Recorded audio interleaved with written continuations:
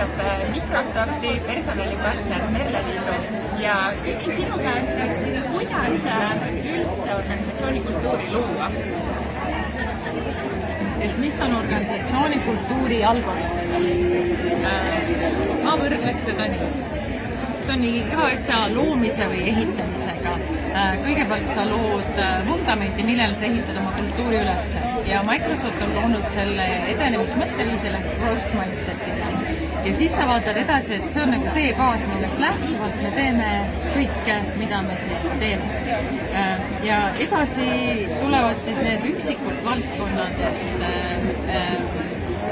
mida me täpselt harjutame, sest kultuuri peab harjutama.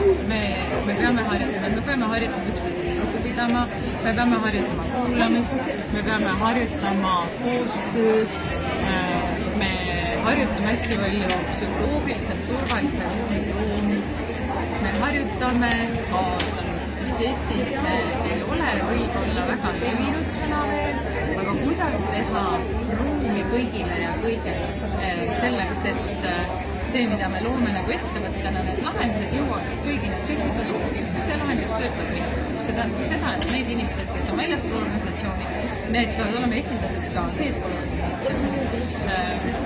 See on kõik see, et mina ütleks, on harjutamise küsimus, et sa võtad ette ühe peatüki ja hakkad harjutama.